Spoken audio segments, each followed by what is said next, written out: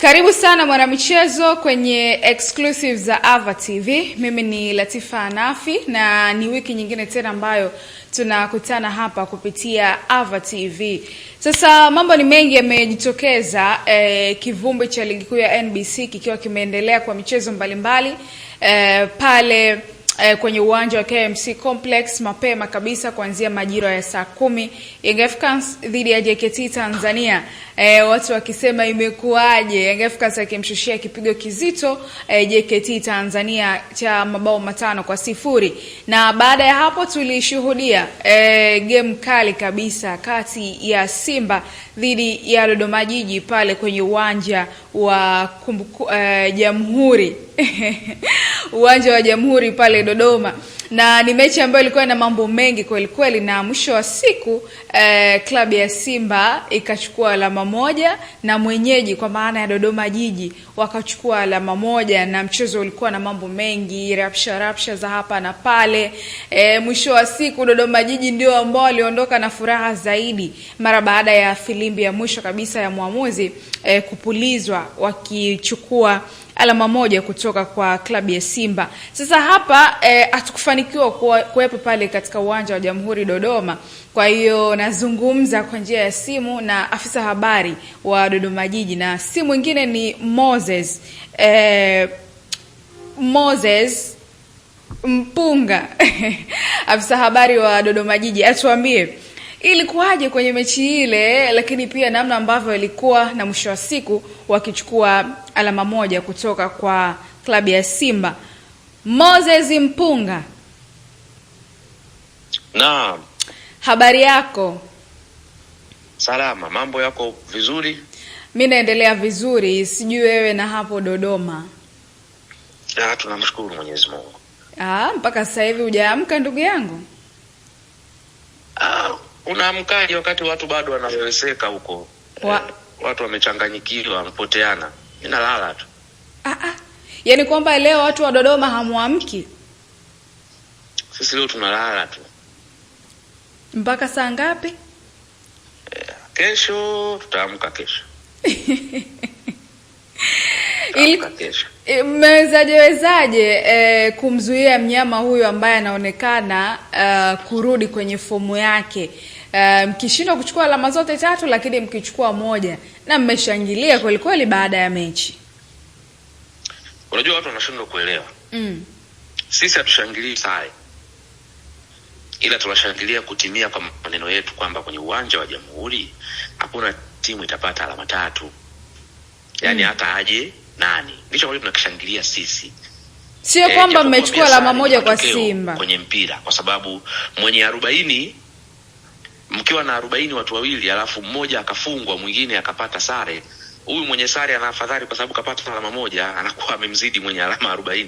Anakuwa na alama 41. Kwa hiyo matokeo yote kwenye mpira mazuri ambayo yanaongezea kitu. Wanasema moja ni kheri kuliko 0.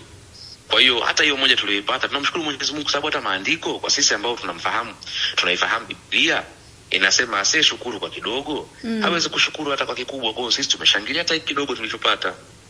Wapo ambao wanasema Dodoma Jiji imechukua zile tabia za timu kutoka magharibi, yani timu za Kiarabu, kwa mambo ambayo walikuwa wakiyafanya pale ndani ya uwanja. Na hili ngoja niliweke wazi, niliweke sawa. Unajua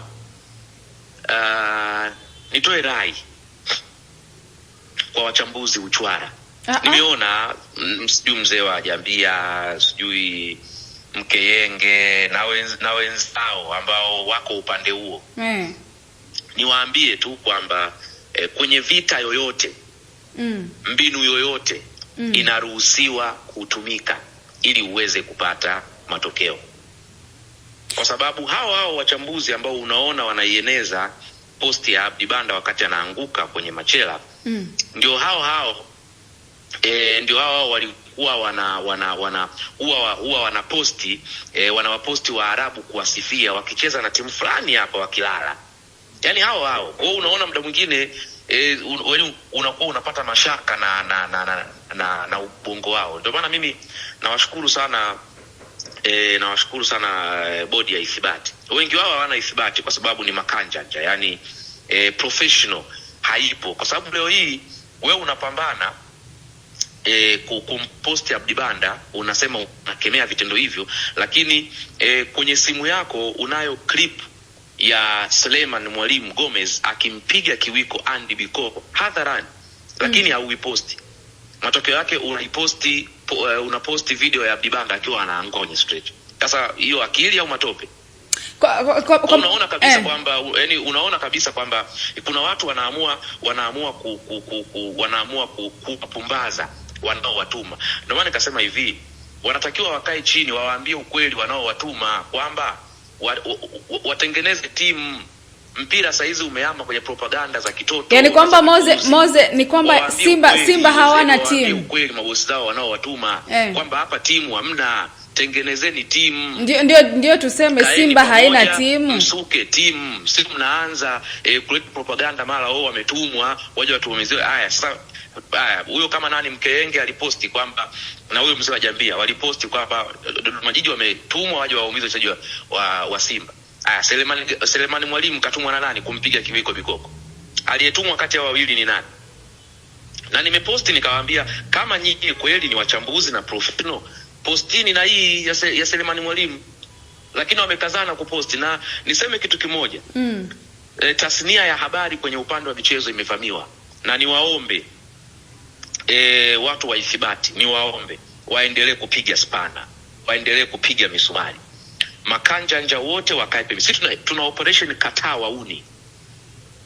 Na kwenye tasnia ya habari hao wanaojiita wachambuzi wengi ni wahuni, sio professional. Wako ma professional wapo.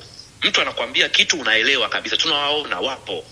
Mtu kama Nazareth Upete, mtu kama Farhan Kiamu, akina Nasibu, unaona ni mtu amesimama kwenye mstari, amesimama hivi. Lakini mtu yani ukiingia tu kwenye peji yake ukiangalia unaona kabisa huyu yuko mlengo huu, huyu yuko mlengo huu. Hatusaidii soka, hatuzisaidii hizo timu, tunawadanganya.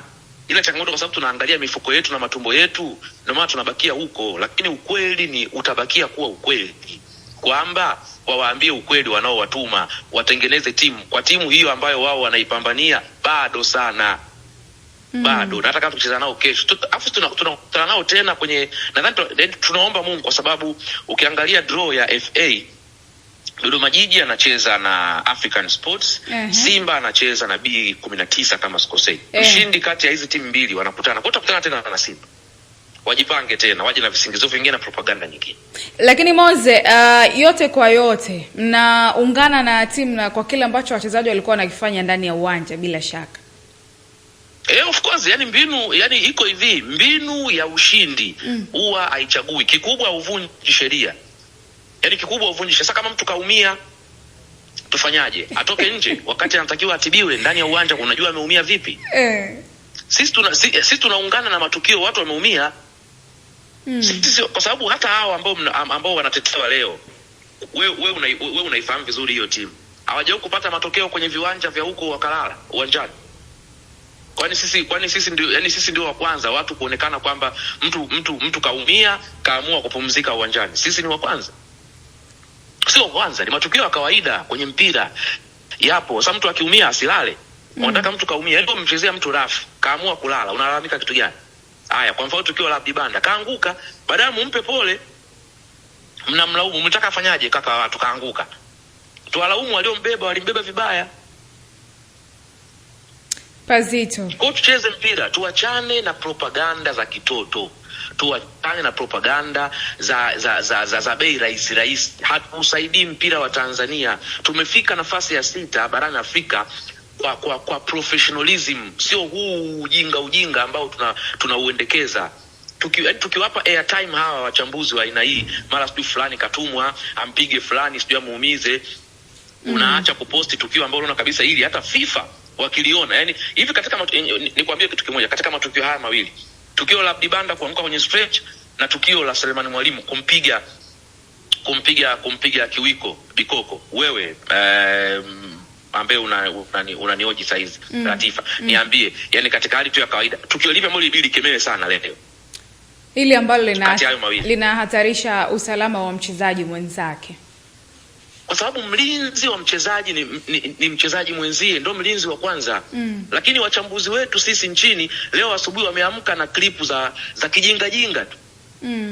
Lakini hiyo huwezi kuona wanaiposti kwa sababu wana maslahi binafsi na upande huo. Ila ingekuwa wamefanya mwingine hapo ungeona. Yaani ingekuwa Dodoma Jiji kampiga mchezaji wa Simba kiwiko.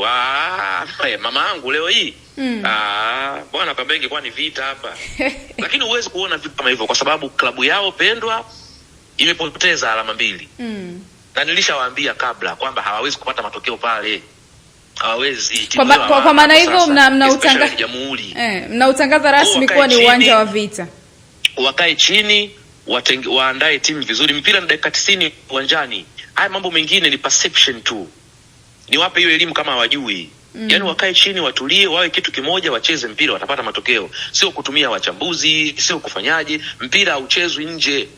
Mpira tumeshatoka huko, ndio maana tuko nafasi ya 6. Lakini mambo wanayotaka hao wanaanza kueneza kufanya nini, propaganda za kijinga jinga nje ya uwanja. Tunawatakia heri kwenye mechi ya tarehe 1. Mnamtakia heri nani? Yoyote. Utajua wenyewe. Huyu mliocheza naye jana au yule mwingine? Yoyote atakayeshinda hapo. Ngoja tuone na propaganda nyingine, maana tunaishi kwa propaganda. Mose Povu nimetoka bwana. Asante sana. Asante sana Moses. Ya poa. Mwanamichezo huyo ni afisa habari wa Dodoma Jiji Football Club, Moses Mpunga, kama ambavyo umemsikia akijaribu kuzungumzia namna ambavyo yale ambayo yanazungumzwa yanamkera, hususan matokeo ama matukio yaliyojitokeza kwenye mchezo huo wa Dodoma Jiji dhidi ya klabu ya Simba, ikiwemo tukio la mshambuliaji wa klabu ya Simba Selemani Mwalimu kumpiga kiwiko Andy Bikoko, akifananisha na klipu ambayo imesambaa sana, ambayo inamuonyesha mlinzi wao wakati Abdi Banda akianguka kwenye ile machela ya madaktari ambapo walikuwa wakimtoa nje kwa ajili ya matibabu. Hayo ndiyo ambayo nimekuletea kwa siku ya leo, mara baada ya michezo hiyo ya ligi kuu soka Tanzania bara hapo jana, mechi ambazo zinazungumzwa sana mpaka hivi sasa, na inazungumzwa zaidi kwa sababu mechi inayofuata ni dabi ya Kariakoo, Young Africans dhidi ya Simba pale kwenye uwanja wa New Amani Complex. Una maoni gani kulingana na haya ambayo yamezungumzwa na afisa habari wa Dodoma Jiji Football Club?